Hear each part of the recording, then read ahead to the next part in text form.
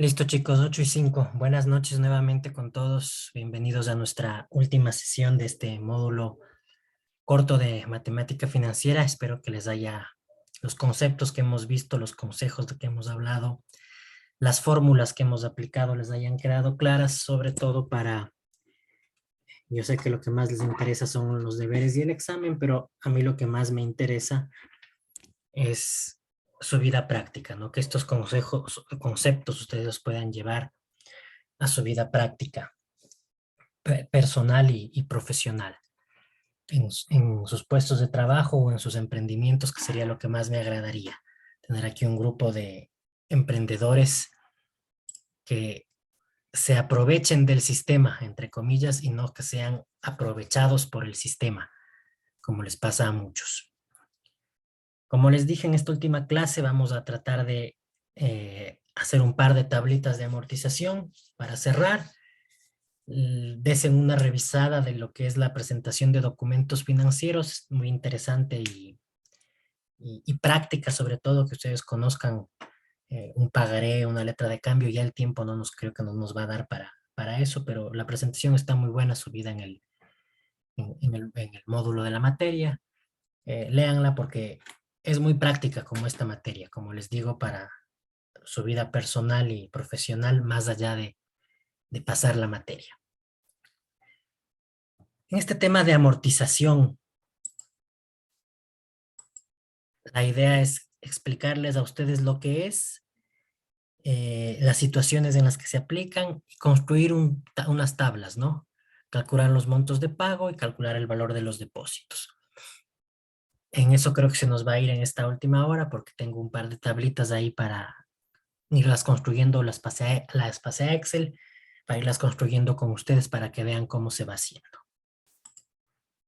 Interesante entender lo que es la definición de la amortización, ¿no es cierto? Significa saldar gradualmente una deuda por medio de una serie de pagos que generalmente son iguales y que se realizan también a intervalos iguales. Va eso a amortizar una deuda en el tiempo o una inversión, dependiendo de lo que estamos haciendo.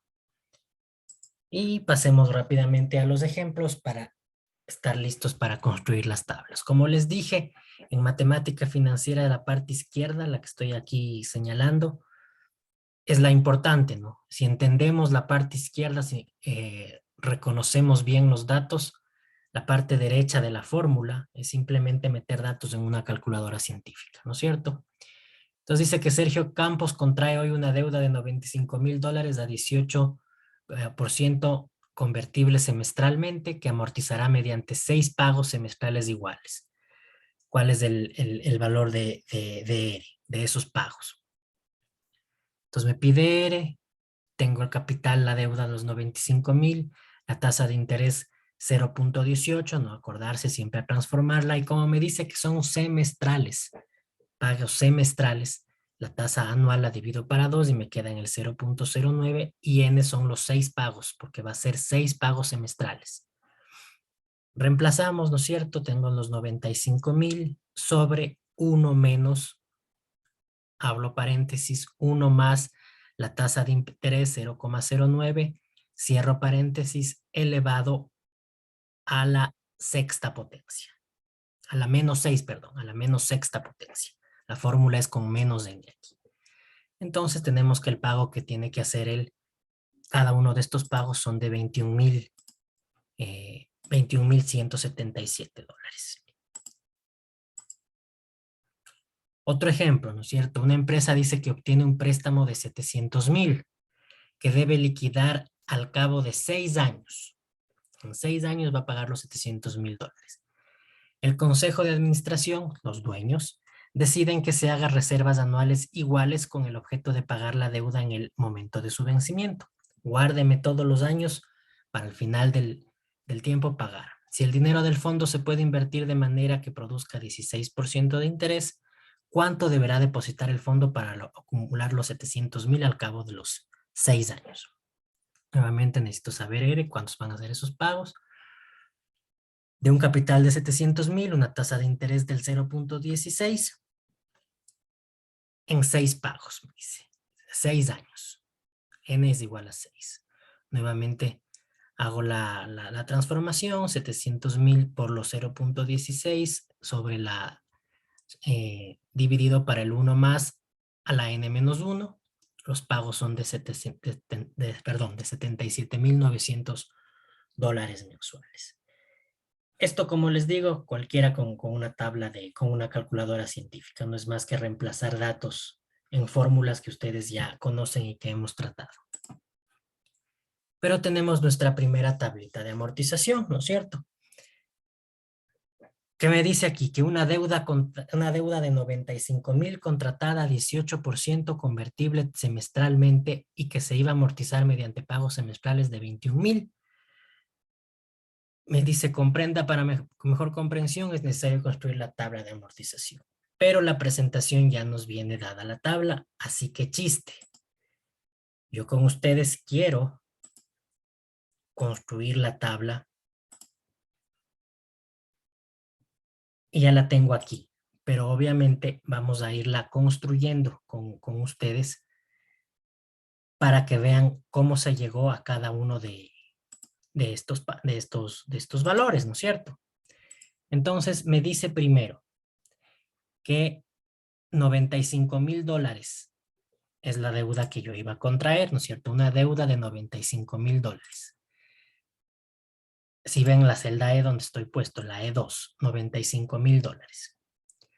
A una tasa me decía del 18%, convertible semestralmente.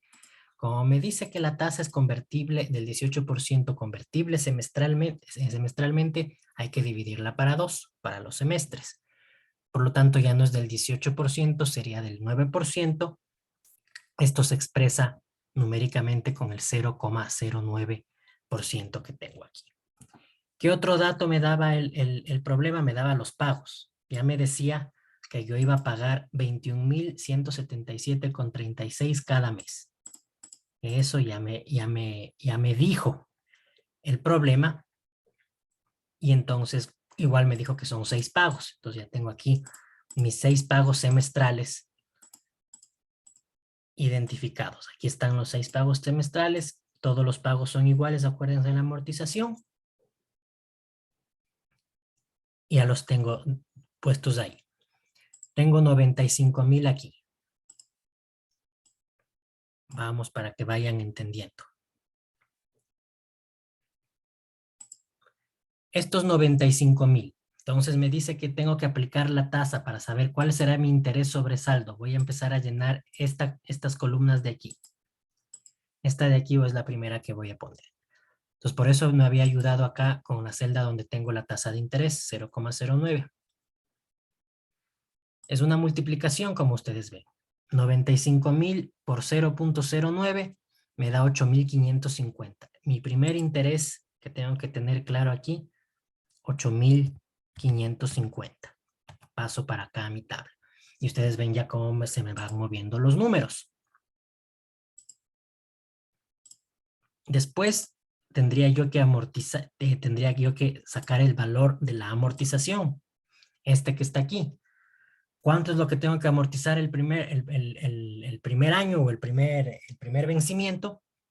No es nada más que la diferencia entre mi pago semestral y mi interés. 21,000 menos 8,500, ya tengo aquí mis 12,627. Así es como he calculado esa tabla de ahí. Para calcular este último valor, me toca restar, en cambio, de los 95,000, el valor de la amortización que fue de 12,627. 95,000 menos 12,000 me da el primer saldo al primer año. Ya mi deuda es de ahora de 82,372,64. ¿Ok? ¿Cómo sigo? Como el interés se sigue aplicando cada vez por lo que me va quedando de saldo, pues ahora necesito multiplicar estos 82,000 dólares de aquí por los 0,09 que ya tenía acá y me da este valor, 7,413 con 54, redondeémosle. ¿Ya? Así obtuve ya este valor de acá. Luego de multiplicarlo por la tasa de interés, obtenemos este valor de aquí. Sigo para la amortización. Ahora voy a averiguar este de acá. Ya lo supimos y ya sabemos que la amortización no es más que la diferencia entre mi pago semestral y el interés sobre saldo. Los 21.177 menos los 7.400 me da 13.700. Depender emocionalmente de ese depender. Por favor, alguien está hablando. Si tiene una pregunta, hágamela o ponga en silencio, por favor. Ahora vamos a averiguar este valor. Este valor sigo restando. Es el valor de la amortización que saqué aquí, menos el saldo anterior de 82.000. 82.000 menos los 13.700 me da 68.608. Ese es mi saldo luego del segundo pago que voy a realizar. Ese es el saldo que me queda. Una vez que estoy ahí, tengo nuevamente que calcular el interés del siguiente periodo. ¿Cómo lo hacíamos? Tomábamos los 68.000 y lo multiplicábamos por la tasa de interés, 0,09. 68.000 por 0,09 es 6.174. Ese 6.174 es el que paso acá. Con 79. Y ya tengo el interés del tercer periodo. Continúo. ¿Cómo se sacaba acá el valor de la amortización? Era la diferencia entre mi pago semestral de 21.000 menos el interés de ese periodo 6.174, amortización de ese periodo 15.002,57.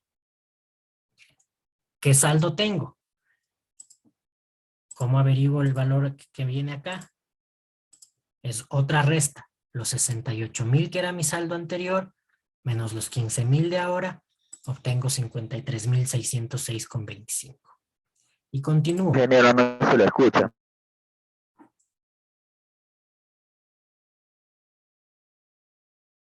No sé si ahí me escuchan, creo que se nos fue un poco el internet. Sí, Inge, ya se escucha. Ya. Entonces nos habíamos quedado aquí, ¿no es cierto? Ya teníamos el valor de 53.000, que era el saldo del tercer periodo, que no es otra cosa que la resta del saldo anterior del segundo, 68.000 menos 15.000. Ubico aquí 53.606,25. Nuevamente ahora necesito calcular el interés del cuarto periodo. Entonces tomo el saldo 53.000 por la tasa de interés 0,09 y tengo 4.824,56 y paso ese valor acá.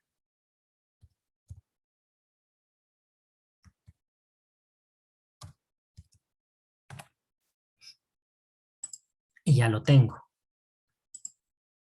Continúo. La amortización, este es el valor, ¿cómo se obtiene? Ya sabemos. Resto mi pago de 21.177 menos el interés 4.824 y obtengo la amortización 16.352. ¿Cuál va a ser el saldo de la deuda? Pues nada más que la diferencia entre el saldo del tercer periodo, 53.000, menos la amortización del periodo, 16.352, obtengo el saldo del cuarto periodo, 37.253. Nuevamente necesito el interés del quinto periodo. Aquí. ¿Cómo se obtiene? Multiplicando el saldo del cuarto periodo, 37.253, por la tasa de interés, 0,09, lo que me da 3.352,81.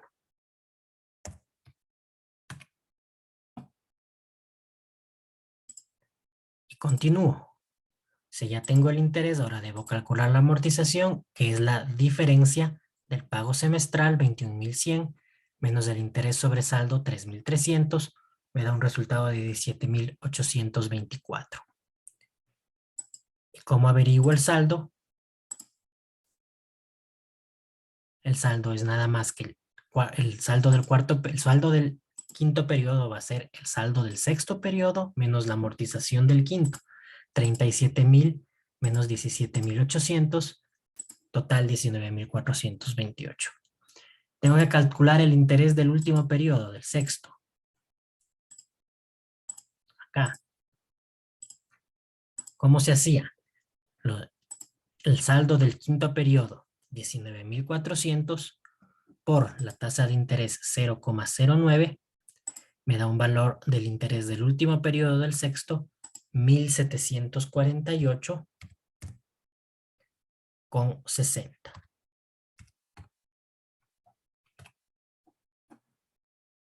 ¿Cómo calculamos la amortización de eso? Del sexto periodo, una diferencia entre mi pago semestral, que ya sabemos que es de 21,000, menos de los intereses 1,700, una amortización de 19,428,76. Y el saldo al final siempre me va a tener que dar 0. Aquí nos vamos a tener siempre una diferencia de centavos por el tema de los decimales, ¿no? Si yo hago la última operación, 14 centavos es la diferencia. Esto con todos los decimales nos hubiera terminado aquí dando 0. Y aquí están los 14 centavos, 94,999,86. 14 centavos de diferencia para llegar a los 95,000, que es lo que yo estoy amortizando. ¿Cómo sé que hice bien? La suma de la amortización me debe dar, la suma de todas las amortizaciones me debe dar mi deuda original. Si yo estoy queriendo amortizar $95,000, pues la suma de las amortizaciones me debe dar $95,000, ¿ok? Así me doy cuenta también cuánto termino pagando, ¿no? Termino pagando por la deuda de $95,000, $127,064,16. $32,000 de intereses genero o pago, dependiendo si es una amortización de deuda o de inversión. $32,000 de intereses no más me han cobrado en esta operación. ¿Ok? Vamos a hacer otra, pero tengo aquí abajo. Ingeniero, disculpe una pregunta. Claro. En la fórmula que usted está sacando, en ese ejercicio no se puede hacer simplemente arrastre o debemos de realizarle la forma Por como lo supuesto que se puede está haciendo. realizar arrastre, amigo. Yo lo que estoy haciendo ahorita es didáctico para que ustedes entiendan cómo se arma. Pero por supuesto que pueden arrastrar la fórmula. Pero ¿de qué me sirve arrastrar la fórmula? Y ahorita lo que estamos es tratando de explicar y que todos les quede claro de dónde salen todos los números. Porque si tuviéramos nuevamente la presentación, así les viene. Entonces, ¿cómo salieron los números? Entonces, el interés mío de hacer en Excel, de haber hecho en Excel aparte, es de ir con ustedes completando tanto los datos que me da el problema como los que me faltan para que les quede a ustedes absolutamente claro cómo se hace la tabla. Pero por supuesto, en la práctica esto ni siquiera se hace en Excel, ¿no? Esto se hace en los sistemas de los bancos y por eso no hay la diferencia de centavos ni nada. Todo queda cuadrado exacto, ¿ok? Ok, ingeniero, disculpe, estaba medio confundido. No, claro que no, toda pregunta es válida. Y claro, uno cuando si ya le tienes cogido el tino, solo arrastras la fórmula. Obviamente, si te equivocas en la fórmula, está toda la tabla mal. Entonces, en eso tienen que tener mucho ojo.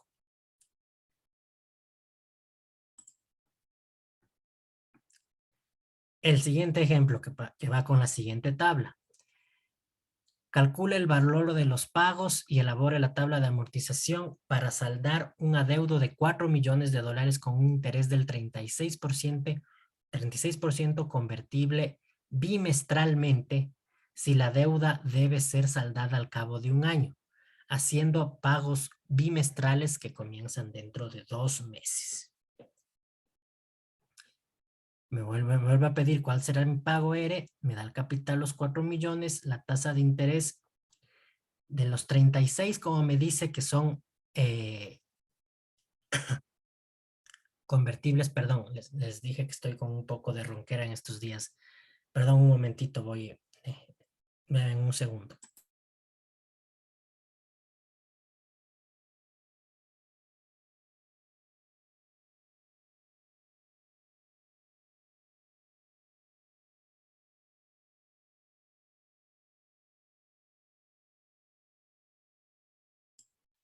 Pero mil disculpas, perdón, tuve una tos que no pude controlar. Mil disculpas. Volviendo al problema. Me pide los pagos ERE, un capital de 4 millones, la tasa de interés del 36%, 0.36, que me dice que son bimestralmente. Voy a hacer pagos cada 2 meses durante un año. Entonces, son 6 pagos. Entonces, al convertirse bimestral, tengo que dividir para 6. La tasa del 0.36 me queda en 36 para 6, 0.06% en los 6 pagos que voy a hacer. Reemplazo los datos en mi fórmula y ya sé que el pago es de 813,450,51.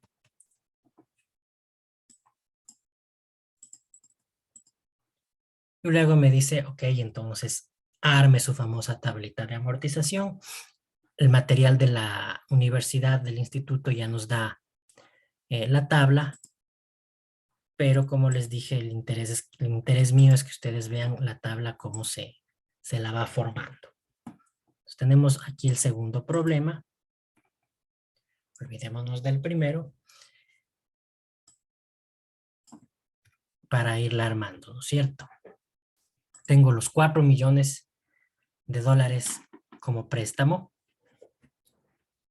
con una tasa que me dice que es del 36%, pero bimestral, dentro de un año. Entonces, un año tiene 6 bimestres. Entonces, 36 para 6, como vimos, me queda 0.06 la tasa de interés. Y entonces empezamos a calcular el interés del primer periodo, que vendría dado por los 4 millones por los 0.6, tengo 240,000 dólares. Primer interés, 240,000 dólares. Pongo ahí. ¿Cómo se calculaba la amortización? La amortización no era otra cosa, este valor, que la diferencia entre mi pago bimestral de 813,000 menos los 240,000 de interés, me queda 573,000. ¿Cuál es el saldo de la deuda al final del primer periodo? No es otra cosa que la resta de los 4 millones originales menos la primera amortización, 573,000. 4 millones menos 573,000, 3,426,000. Ahora necesito seguir con el interés sobre el segundo, del interés del segundo periodo. ¿Cómo calculo el interés del segundo periodo? Pues muy simple. Los 3,426,000 por la tasa de interés del 0,06, 205,592,97 centavos. ¿Ok? Ese sería mi segundo interés en el segundo periodo. ¿Qué ponemos en la amortización? Nada más que la diferencia entre el pago del 813,000 menos el interés del segundo periodo. 813,000 menos 205,000, amortización de 607,857,54. ¿Cómo calculábamos el saldo? Los 3,426,000 menos los 3,400,000, que es el saldo del primer periodo, menos la amortización del segundo, 607,000 dólares, me queda 2,818,000. Nuevamente necesito averiguar el interés para el tercer periodo. Multiplico los 2,818,000 por mi tasa de interés del 6%, obtengo el resultado 1,691,000. Perdón, 1,691,000. Así, ¿no es cierto?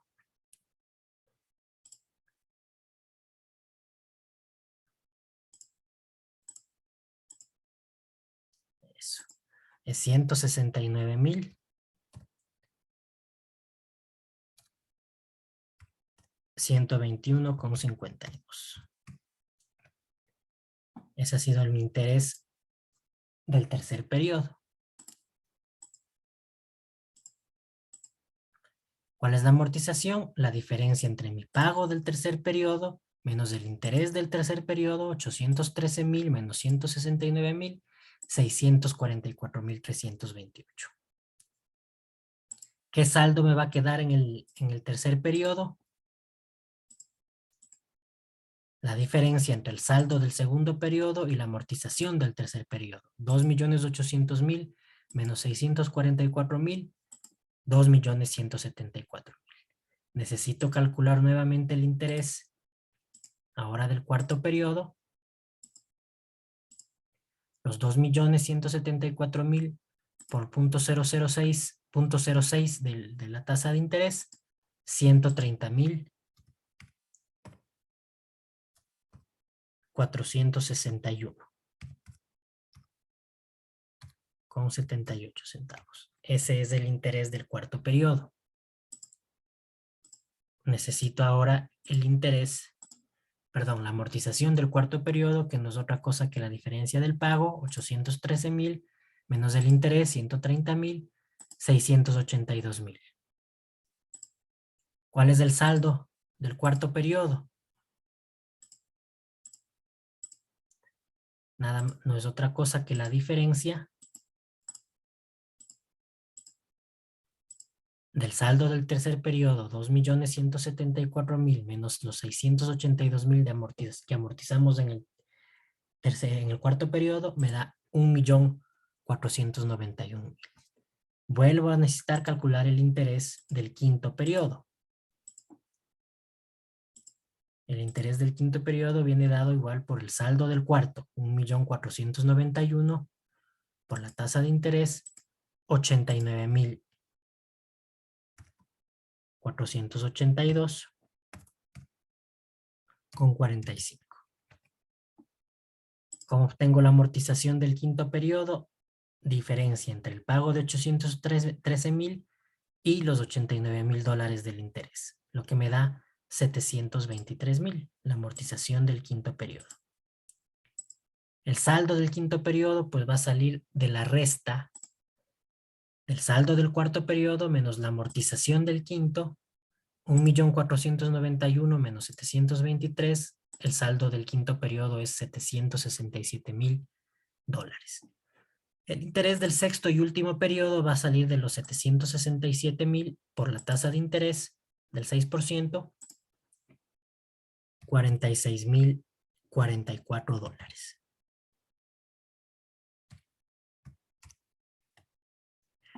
La amortización del último periodo van a ser los 813,000 que pagué menos los 46,000 de intereses, 766,000,14. ¿Cómo sé que está bien? Porque el último saldo va a tener que ser 0 o casi 0.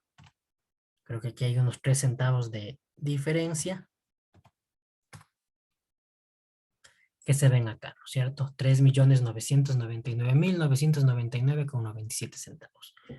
Así sé que está bien, porque toda mi amortización debe ser igual a la deuda. Estos dos valores de aquí deben ser iguales. Por el tema de los decimales, aquí en el Excel siempre vamos a tener una diferencia de centavos. Esa diferencia no puede ser más que centavos, sino algo han hecho mal. Nuevamente me sirve para saber cuánto termino pagando, ¿no es cierto? Hice todos estos pagos, pedí 4 millones y tengo que pagar 4,880,000. $800,000 de intereses nos sacó en este problema. ¿Tienen alguna duda de cómo hemos armado las tablas de amortización en esta clase? Ingeniero, el primer ejercicio sí toca hacerle así obligado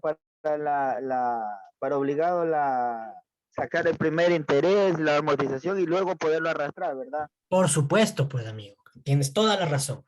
Aquí toca hacer, y después obviamente yo tenía arrastrado aquí la fórmula, yo arrastré las fórmulas, pero el primero tienes que hacerlo.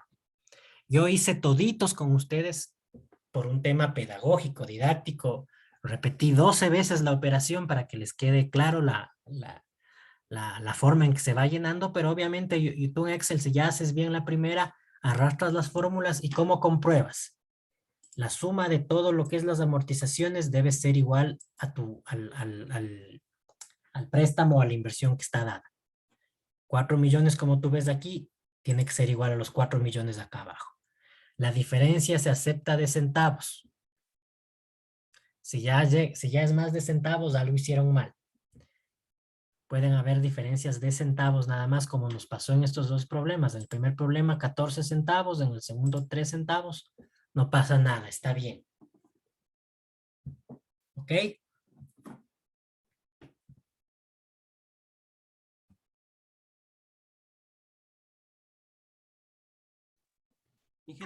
Profe, buenas noches. Una consulta. ¿De Claro. dónde saca del segundo ejercicio? Disculpa, no estuve al principio, pero Ok. quisiera saber de dónde saca los 813.450.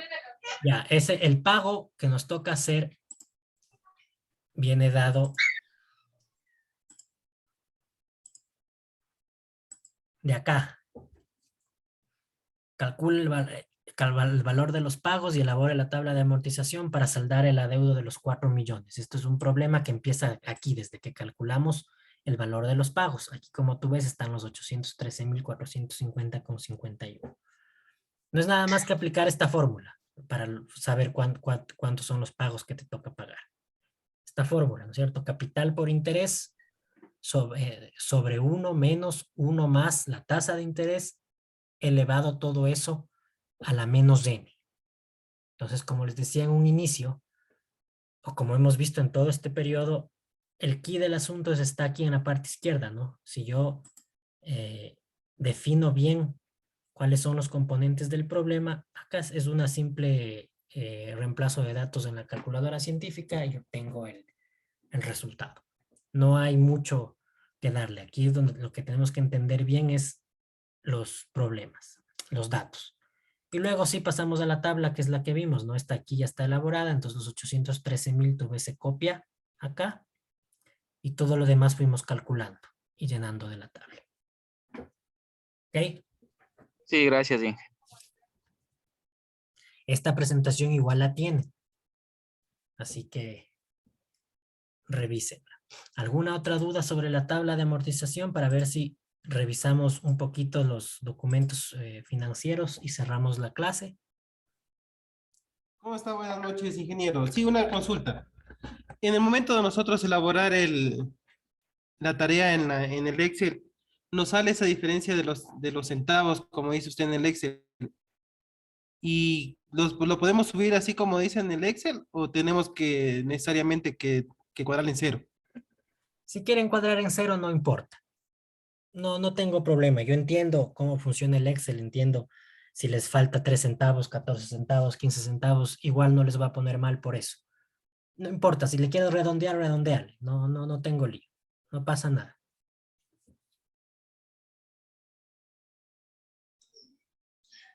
Profe, buenas noches. Buenas noches. Este, del 36, usted lo dividió para sacar el 0,06%. O sea, Ujú. ¿cómo lo dividió ahí? O sea, 36 para 6. ¿Por qué? Porque me dice 36% de tasa anual, pero en sí, ya, pagos bimestrales. ya, ¿Cuántos bimestres tiene el año? bimestres, el año. ¿Cuántos tiene? Dos, no tiene dos. No. Esos son 6, semestres. 6 bimestres. El año tiene 6 bimestres. Entonces, si me dice que la tasa del 6 bimestres. 36% va a pagar de manera bimestral, yo tengo que dividir los 36 para 6, porque en un año tengo 6 bimestres. A ver, el año tiene 6 bimestres. Pero 6 ahí, bimestres. ya, y a ver, ¿y son cuántos, para qué tiempo es ahí Un año. para un año? Entonces, 36 para 6 es igual a 6. Ya. La tasa del 36% se te convirtió en tasa del 6%. 0.06 es la que vamos a utilizar para toda la tabla. Ya, profe. Ok.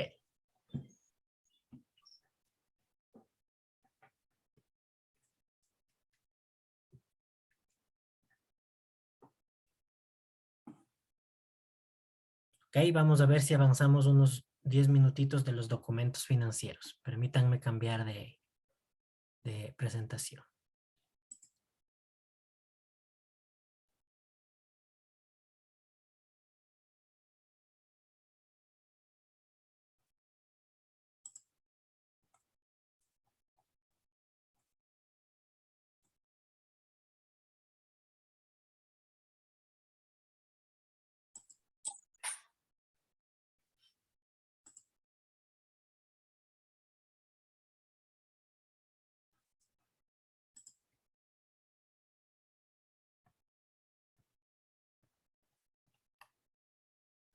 Ingeniero, buenas noches. Una Buenas consulta. noches. ¿Para el examen vamos a tener ejercicio o para la prueba?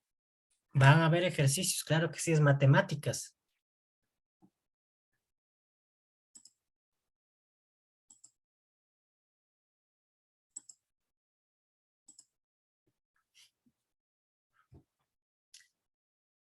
Documentos financieros. Terminemos con esto, nuestro módulo flash de matemática financiera. La definición de documento financiero es un título valor en que se deja constancia que quien lo suscribe tiene la obligación de pagar a la fecha específica en el documento y a la persona identificada en el mismo una cierta suma de dinero. Es un instrumento documentario expedido en representación de un crédito aceptado por un banco a favor de su cliente. En otras palabras, es el papel que avala la operación financiera que yo hice, de inversión o de préstamo. Es un compromiso escrito en el cual la persona natural o jurídica que lo firma reconoce una deuda a otra persona por una cierta suma de dinero, obligándose a pagarla dentro de un plazo determinado cuando se le demande. Cuando se le pida, se refiere a ese demande, ¿no? Entonces vamos a tratar de identificar los principales documentos financieros, como son el recibo, el vale, el cheque, la letra de cambio, el pagaré. El recibo tal vez es el que más tenemos nosotros conocimiento, ¿no? Desde que somos pequeños, inclusive hemos visto reciberas. Es un documento financiero mediante el cual una persona acredita haber recibido de otra una determinada suma de dinero en efectivo o una cantidad en especie. Es un documento expedido por el acreedor y debidamente firmado por el que constata haber recibido el importe de la deuda, con lo que el deudor queda liberado de su obligación. También se emplea como un comprobante de que un bien ha sido entregado y como un comprobante de efectivo. Creo que este es el documento y aquí está con el que más tenemos conocimiento, ¿no? Cuando uno paga cuotas, las alícuotas de los condominios, de los departamentos, de las casas, generalmente lo que uno pide es un recibito, ¿no? Cuando las cuotas en los colegios, etcétera. Entonces simplemente se tiene que tener la fecha, el nombre de quien se recibió, la cantidad, el por qué se recibió, cuánto se recibió, obviamente, y una firmita. El vale. El vale es un documento que contiene una promesa escrita en el cual una persona se obliga al pago de una suma determinada. Aquí yo me obligo a pagar una suma determinada. También se define como una nota escrita que una persona manda a otra a fin de que mercaderías o dinero sean por cuenta del firmante del documento. Es el vale que yo le doy a cambio de. Aquí, ¿cuál es un buen ejemplo en el transporte? A veces los vales de combustible, pues. Entonces yo ando a cargar los vales de combustible, ¿no es cierto? Y yo cargo gasolina con esos papeles que me da la empresa y luego la bomba de gasolina intercambia esos papeles por dinero con la empresa. Creo que ese es el ejemplo más adecuado. Es un documento financiero para pagar un servicio, entonces es un exigible. Si yo tengo vales de una empresa, pues es exigible el dinero. Puede suponer un pago total o parcial, un descuento, o como en el caso del ejemplo de la gasolina, son pagos parciales de varios de mis empleados a los que yo les doy el vale y luego me arreglo con la gasolinera, ¿no? Y la gasolinera me tendrá que entregar los documentos para que yo le entregue una cantidad de dinero. También pueden ser obsequios, ¿no? Dices habitual en establecimientos dar vales a los clientes habituales para fidelizarlos. Tenga, le regalo un vale para que me gaste aquí mismo. Sirve para darse a conocer al cliente nuevo, ofreciéndole un servicio más barato o gratis. En otros casos sirve para permitir cambiar un producto o un servicio adquirido por otro en un tiempo, como el ejemplo que pusimos de los vales de combustible. También se utiliza para movimientos internos de una oficina o empresa, cuando un empleado recibe dinero para comprar algún material que no haya en existencia en la empresa o porque desea un adelanto sobre su sueldo, se llena en la caja el vale de caja. Tenga su dinero, fírmeme aquí. Ahí tenemos, ¿no es cierto?, unos ejemplos. El número es importante tener, el vale a favor de quién, por cuánto, la fecha, y luego también se tiene que poner un recibo, ¿no? El vale y el recibo van a veces de la mano. El cheque. Tal vez este sea más conocido incluso que el recibo por algunos de ustedes, por otros tal vez no. Pero incluso este tiene una legislación propia, ¿no? Hay una ley de cheques, solo para este hay una legislación entera. La ley lo define como una orden escrita y girada contra un banco para que éste pague a su prestación el todo o parte de los fondos que el librador pueda disponer en su cuenta corriente. Entonces el cheque básicamente yo le digo al banco, páguele a la persona que aquí yo pongo el nombre, la cantidad X de dinero que estoy poniendo ahí. Es siempre pagadero a la vista, cualquier mención contraria se tendrá por no escrita. El cheque presentado al cobro, ¿qué quiere decir eso? De lo pagadero a la vista, cuando uno no pone el beneficiario, ¿no? Yo voy con el cheque y tiene que el banco darme, si no tiene beneficiarios, el cheque en blanco, cualquiera lo cobra, si no cualquier otra cosa deberá estar por escrito a quien está dirigido el cheque. El cheque presentado al cobro antes del día indicado como fecha de emisión es pagadero al día de la presentación. Los cheques posfechados, quiere decir eso, ¿no es cierto? Y funciona bastante entre comerciantes, sobre todo. Se dejan mercadería a cambio de cheques posfechados. ¿Por qué ponen cheques posfechados? Porque el comerciante que está comprando espera pagarle a su mayorista cuando él venda, cuando él espera vender esa mercadería que compró, entonces le dice, y como ya tienen una relación de negocios de confianza, el mayorista le acepta y sabe que tiene que cobrar esos cheques en 15 días, en un mes, dependiendo de para cuándo esté posfechado. Es una orden de pago que no tiene condiciones. Ya les digo, cualquiera que tiene el cheque va y lo cobra, salvo que esté específico el beneficiario, que solo puede ser emitido por empresas del sistema financiero autorizadas a mantener cuentas corrientes. Permite realizar un significativo número de operaciones y mayormente es utilizado por las personas jurídicas, así es. O bueno, antes era más. Las empresas antes de la gran automatización que vivimos en los últimos años, sacaban cheques todas las semanas y tenían un solo día de pago y un horario de pago. Recuerdo en mi primer trabajo se pagaba los viernes de 3 a 5 de la tarde. Entonces, los proveedores venían, cogían los cheques, si estaba bien, si no tenía que venir el próximo viernes, porque no había otro momento de la semana en el que se hacían los cheques. Ahora, el uso de cheques en las empresas también ha bajado por las transferencias, ¿no? Esto ha venido a cambiar un poco la dinámica de pagos entre personas y empresas. Ahora la transferencia es muy utilizada, es muy confiable y es lo que más se utiliza para pagar. Incluso los bancos ahora ofrecen los servicios de cash management. ¿Qué es esto?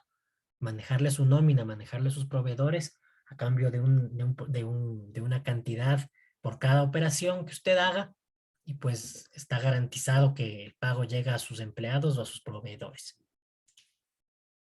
Representa un medio de pago que reemplaza al efectivo, así es. Permite llevar un mejor manejo y control de los pagos y reduce el riesgo que conlleva. Obviamente, manejar los cheques en papel es mejor que manejar el efectivo.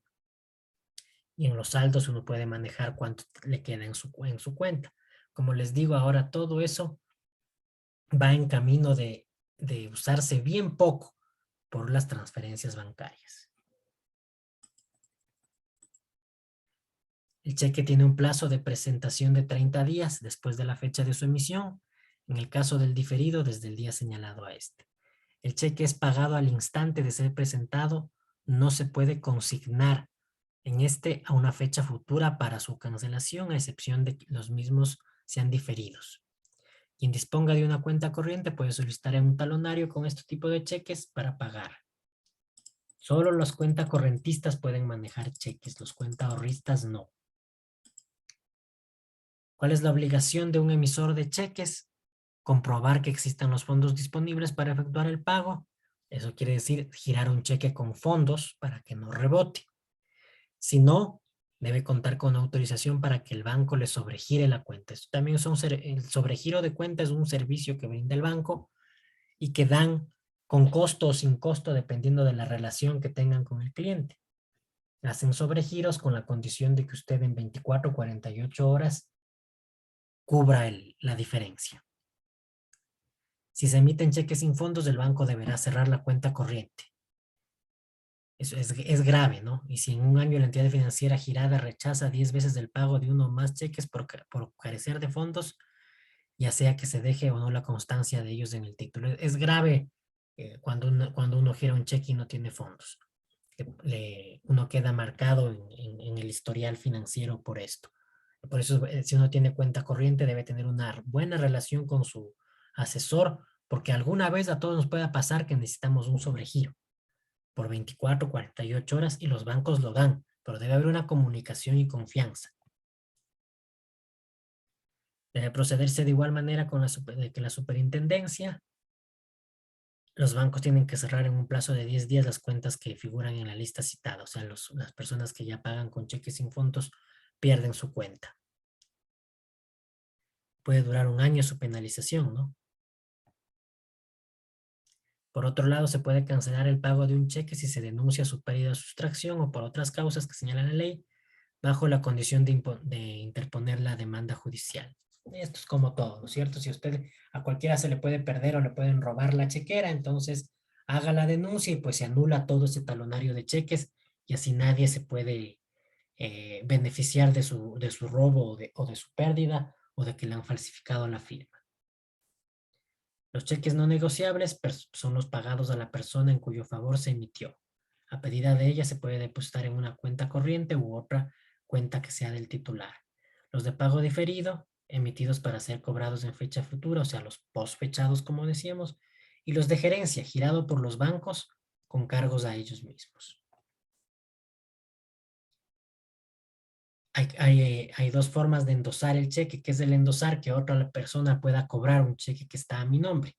El general consiste en estampar en el dorso del cheque la firma de la razón social si es persona jurídica y puede ser cobrado por cualquier persona. Yo puedo pagar con un cheque que está a mi nombre a un tercero, solo necesito endosarlo. Y el endoso nominativo puede ser cobrado o depositado solo por la persona a nombre de quien se extiende el endoso. A veces, no sé si han visto ustedes ahí esos sellos que incluso ponen las empresas a veces, que el cheque solo puede ser cobrado por el primer endoso. Es un manejo interesante que se tiene que tener con los cheques, muy cuidadoso. Aquí hay un ejemplo, nuevamente. Creo que todos hemos visto un cheque o hemos llenado un cheque alguna vez. La letra de cambio es el documento mercantil que contiene la promesa u obligación de pagar una determinada cantidad de dinero en una fecha de vencimiento. Y ese es el concepto de letra de cambio. Y por el tiempo vamos a terminar con el concepto del pagaré. El pagaré es un título o valor similar a la letra de cambio y se usa principalmente para obtener recursos financieros. Es un documento mediante el cual una persona se compromete a pagar a otra persona o a su orden una determinada cantidad de dinero en una fecha acordada previamente. Los pagarés pueden ser al portador o endosables como los cheques, es decir, se pueden transmitir a un tercero. Bueno, chicos, por tiempo creo que vamos a tener que quedar ahí. Revisen estos conceptos. Puede que haya una pregunta de alguna de estos documentos financieros en la lección o el examen. Es algo interesante, como les dije, de que ustedes sepan por la practicidad que tiene esto. Como siempre, voy a estar conectado hasta las 9 de la noche. ¿Tienen alguna pregunta? Con mucho gusto. Les deseo la mejor de las suertes en sus deberes, en sus exámenes. Y ha sido un gusto pasar este módulo con ustedes.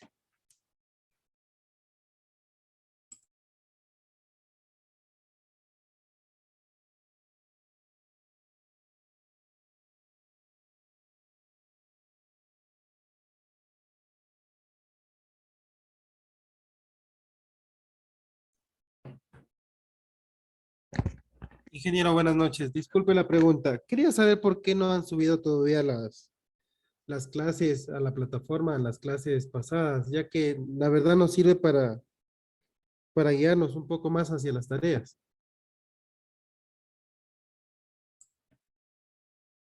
Me encantaría tener una respuesta para tu pregunta, pero no sé. Yo termino la clase, bajo la grabación de Zoom y envío al instituto por correo como me han pedido que lo haga. Yo mañana voy a hablar con Michelle, que es la persona de contacto mío en el instituto, quien me asigna las clases, quien me dice mis horarios y demás, y le voy a decir esa inquietud de ustedes que de matemática financiera no encuentran una sola clase cargada. Y ojalá les puedan cargar para que el fin de semana puedan revisar. No manejo yo eso, se va de mis manos. Mi obligación como docente llega hasta grabar la clase, bajarla y enviarla al instituto por mail.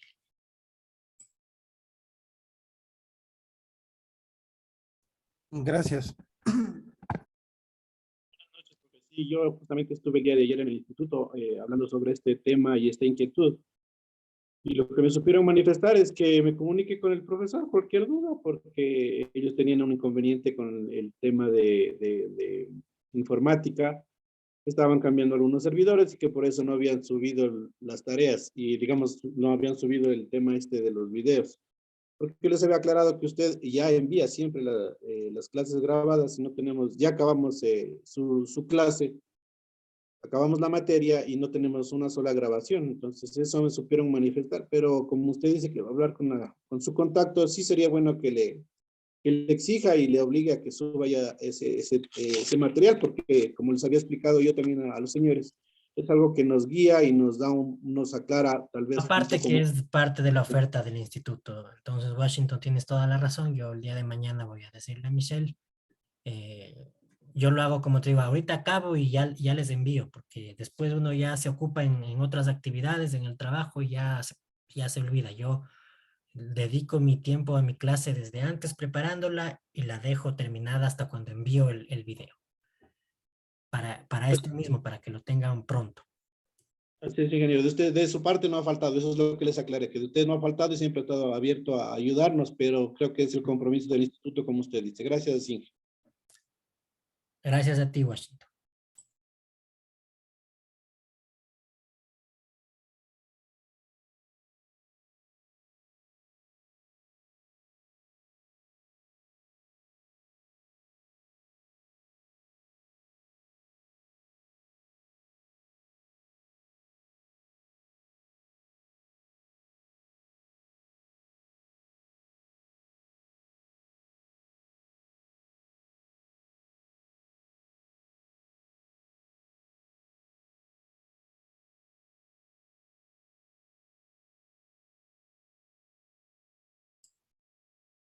Bueno, chicos, éxitos a todos.